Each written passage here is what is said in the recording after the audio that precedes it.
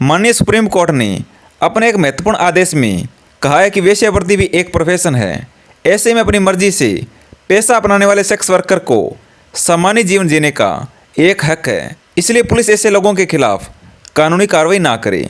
Video को देखने से पहले आप हमारे YouTube चैनल को सब्सक्राइब जरूर कर दें और जो साइड में आपको बेल आइकॉन दिखाई दे रहा है उसको भी प्रेस कर दें ताकि आपको हमारी न्यू वीडियोज़ मिलती रहें। सर्वोच्च न्यायालय ने इस मामले को लेकर केंद्र और राज्य सरकारों के साथ पुलिस को भी कई दिशा निर्देश जारी किए हैं। सुप्रीम कोर्ट के इस आदेश का मतलब है कि अब पुलिस सेक्स वर्कर के साथ काम में साधारण परिस्थितियों में बाधा नहीं डाल सकती। सुप्रीम कोर्ट ने इस मामले में केंद्र सरकार को अपना जवाब देने को कहा है। मामले की अगली सुनवाई 27 जुलाई को होनी है। ऐसे में ये जानते हैं कि सुप्रीम कोर्ट के इस फैसले की महत्वपूर्ण बातें। दुनिया के बाकी देशों में वेश्यावृत्ति को लेकर क्या नियम है और क्या कानून है। जस्टिस एल नागेश्वर राव की अध्यक्षता वाली जस्टिस BR गवई और जस्टिस AS बोपन्ना की 3 जजों की बेंच ने कहा कि वेश्यावृत्ति एक पेशा है और सेक्स वर्कर्स कानून के तहत सम्मान और सुरक्षा के हकदार हैं। कोर्ट ने कहा कि सेक्स वर्कर्स कानून के सम्मान और संरक्षण के हकदार हैं जब यह बात स्पष्ट हो जाए कि सेक्स वर्कर्स बालिग यानी अडल्ट हैं और सहमति से वेश्यावृत्ति में हैं, तो पुलिस को उसमें बाधा डालने का या कोई आपराधिक कार्रवाई करने का कोई अधिकार नहीं है। यानी कि जो वेश्यावृत्ति कर रहे हैं अगर वो अडल्ट है यानी कि वो 18 साल से बड़े हैं, उनकी उम्र पूरी है, वो अपनी इच्छा से वेश्यावृत्ति कर सकते हैं, इसमें कोई बाधा नहीं। लेकिन इसमें सहमति ज़रूरी है, उनकी सहमति होना ज़रूरी है।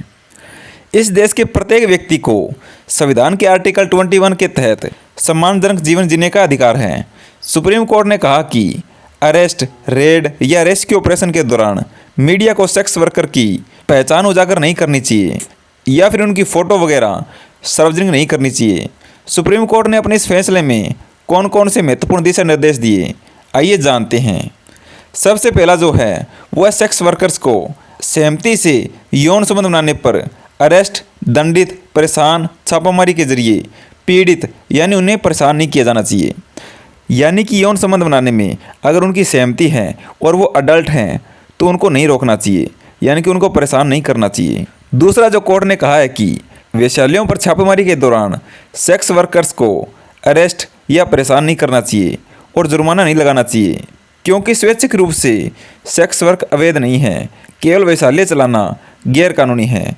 सेक्स वर्कर्स की उनके खिलाफ यौन उत्पीड़न की शिकायत पर पुलिस सेक्स वर्कर्स के साथ भेदभाव नहीं करनी चाहिए। यानी कि अगर सेक्स वर्कर्स भी अपनी शिकायत लेकर आते हैं पुलिस में तो उनकी भी शिकायत को एडमिट करना चाहिए। ये ना हो कि उनकी शिकायत को एडमिट ना करें, तो उनके साथ किसी भी तरह का भेदभाव नहीं करना चाहिए। अगर कोई महिला यौन उत्पीड़न की शिकार है यानी कि कोई सेक्स वर्कर है वो यौन उत्पीड़न की शिकार है तो उसको हर तरह की सहायता उपलब्ध कराई जानी चाहिए, जैसे कि मेडिकल की सुविधा हो गई, कानून की सुविधा हो गई, उनको उपलब्ध करवानी चाहिए। सेक्स वर्कर्स के बच्चों को उसकी मां की देखभाल से वंचित नहीं किया जाना चाहिए। अगर किसी नाबालिग को वेश्यालय या सेक्स वर्कर्स के साथ पाया जाता है तो ये नहीं मानना चाहिए कि उसकी तस्करी की गई है, क्योंकि उसको भी हक है अपने बच्चों को अपने पास रखने का।